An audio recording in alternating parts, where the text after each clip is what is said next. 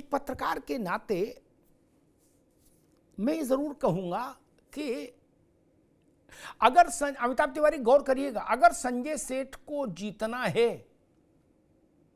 लिख लीजिए मेरी बात, अगर संजय सेठ को जीतना है तो समाजवादी पार्टी में बड़ा ब्रेकडाउन होगा, बड़ी भगदड़ होगी। फराज बाबू लिख लीजिए, अगर संजय सेठ को जीतना है, अन्यथा संजय सेठ जीत नहीं सकते। राज्यसभा के 100 समीकरणों में मैं दिमाग नहीं लगा रहा।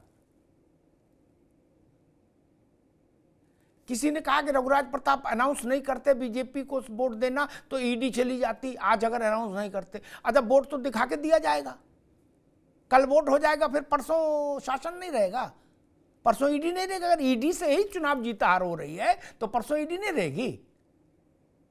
मैं फिर कह रहा हूं, संजय भाजपा का 8वां उम्मीदवार जीतेगा तो समाजवादी पार्टी को बड़े विघटन का सामना करना होगा। ये छोटे मोटे दलों से कुछ बनता बिगड़ता नहीं। उत्तर प्रदेश में तो भगवान की ऐसी दृष्टि है कि बड़े बड़े दलों के पास कुछ सामान नहीं, बसपा 1, कांग्रेस 2, तो फिर ऐसी स्थिति अपरिहार्य होगी, जान लीजिए। वो स्थिति चुनाव के मोराल को प्रभावित करेगी। अमिताभ तिवारी ने कहा कि मुझे नहीं लगता कि राज्य लोकसभा का चुनाव प्रभावित, नहीं, अगर वैसा होता है कि समाजवादी पार्टी में बड़ा विघटन हो, क्रॉस वोटिंग बड़े पैमाने पर हुई, तो समाजवादी पार्टी का आत्मबल, आत्मविश्वास डिगेगा लोकसभा चुनाव की देहरी पर खड़े होकर। ये जान लीजिए, इससे इनकार नहीं कर सकते। अगर किसी को जीतता दिख रहा है तो वो क्यों जाएगा छोड़ के?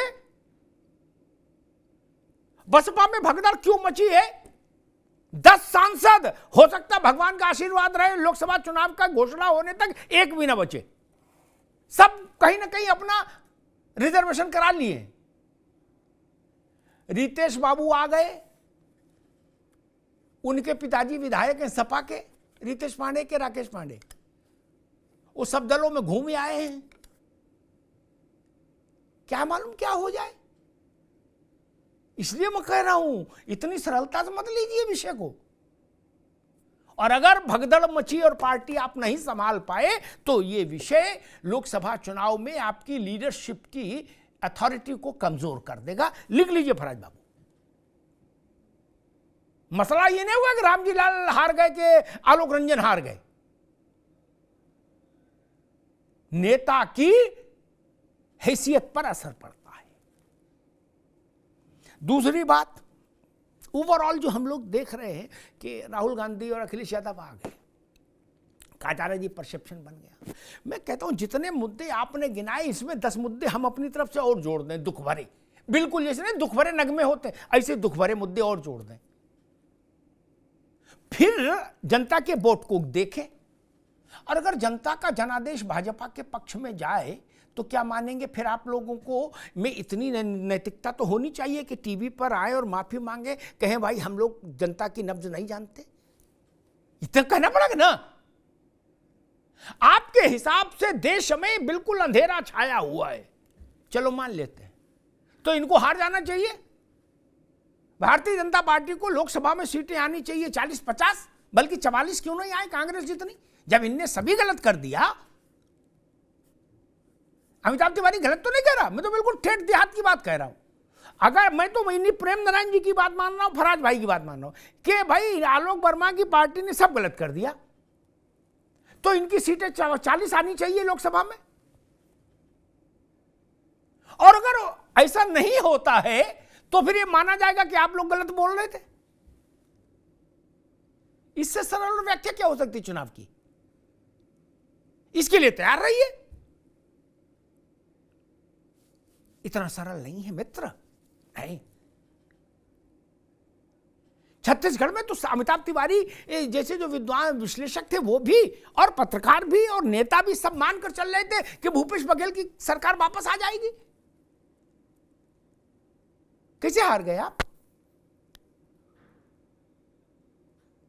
राजनीति में सिर्फ जय है और पराजय है, बीच का कोई रास्ता नहीं मित्र।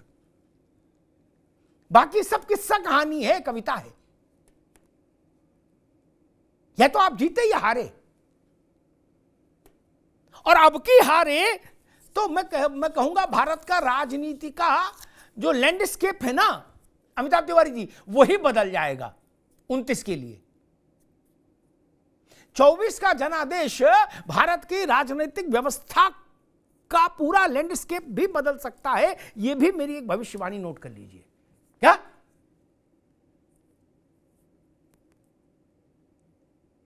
फिर मत कहिएगा कि हमको तो अंदाज ही नहीं था, नहीं थोड़ी और मेहनत करते।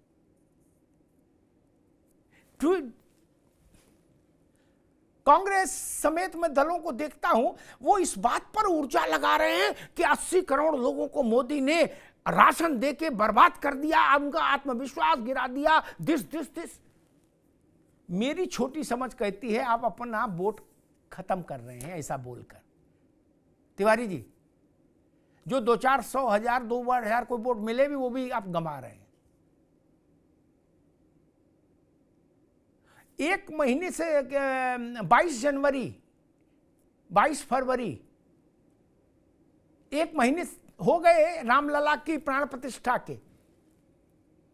आपके पास समय नहीं है और आपके पार्टियों के लोग अलग से बोल रहे हैं। क्या ये मुद्दा नहीं बनेगा? ये मुद्दा बनेगा मित्र। आप कभी ये भी तो सोचो कि जो मुद्दे आप लिस्ट बनाए हो उनके अलावा भी देश में कुछ और भी चीजें घूम रही हैं लोगों के मन में, उन पर जवाब कौन देगा? पहले कहा था जब अब राम जी बुलाएंगे तो जाएंगे, नहीं पहले का न्योता आएगा तो जाएंगे, न्योता आ गया तो बोले नहीं इनका न्योता नहीं मानते, राम जी का न्योता आएगा तब बुलाएंगे। अब राम जी तो व्हाट्सएप यूज नहीं करते, ना वो कार्ड छपाते कि वो न्योता देंगे आके। बहुत सारे आप, मुझे लगता है कि जो बात अमिताभ जी भी कह रहे थे, विपक्ष ये मानने कोई तैयार नहीं होता है निजी बातचीत में भी कि उसकी रणनीति में कहीं कोई गड़बड़ी है। वो कहते हैं हम तो बिल्कुल सही चल रहे हैं। आपके ही बीच से फराज किदवई साहब, ममता बनर्जी जीतती हैं ना? नहीं, नवीन पटनायक जीतते हैं ना? YSR रेड्डी जीतते हैं ना? फिर ये कैसे हम, ये प्रचार कहां उड़ जाता कि ईडी और सीबीआई और आईडी और फाईडी, क्या मतलब है? ममता बनर्जी जीत के आई ना दोबारा, वहां नहीं थी एजेंसियां,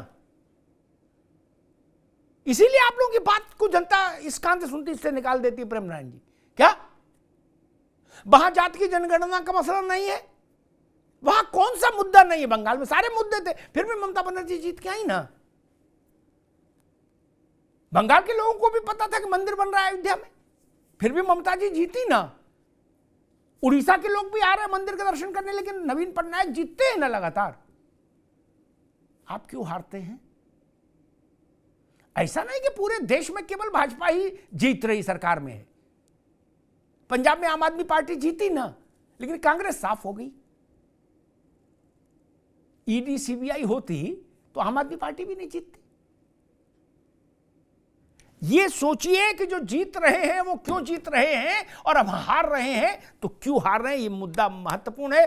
अखिलेश जी, राहुल जी दोनों को अग्नि परीक्षा देनी होगी, और नहीं तो इसके अलावा कोई विकल्प नहीं होगा कि 27 के चुनाव के लिए समाजवादी पार्टी फिर बसपा से अलायंस करें, क्योंकि एक बार साइकिल पूरा हो गया, सबसे अलायंस हो गया भाजपा छोड़ के, फिर दोबारा से साइकिल शुरू करना होगा। और क्या होगा?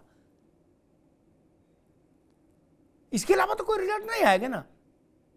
17 में कांग्रेस और सपा का अलायंस हुआ, क्या रिजल्ट आया? आत्मघाती परिणाम आया।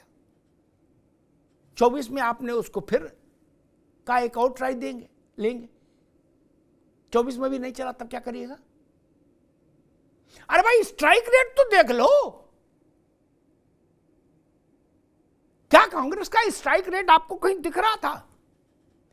मुस्लिम कंसोलिडेशन, मुस्लिम विभाजित ना हो जाए, नहीं तो 27 में हमारे पास नहीं लौटेगा। इस चिंता में राहुल जी का हाथ पकड़ लिया, उनकी जीप पे आ गए। तो आप अगर इस चिंता में हैं तो आलोक वर्मा को फिर अपने पक्ष में एक काउंटर पोलराइजेशन करने से कौन रोक पाएगा? नहीं ना। अगर माइनॉरिटीज के नाम पर एक पोलराइजेशन होगा, एक अलायंस होगा, तो दूसरा अलायंस उसके काउंटर में होगा कि नहीं होगा, क्रिया की प्रतिक्रिया, ये बड़ा मसला है। इस पर देखना होगा। कसौटी पर दो बड़े राजनीतिक परिवार हैं भारत के, मुलायम सिंह जी का परिवार और इंदिरा गांधी का परिवार। अब की नहीं चले तो मामला गंभीर हो जाएगा। धन्यवाद।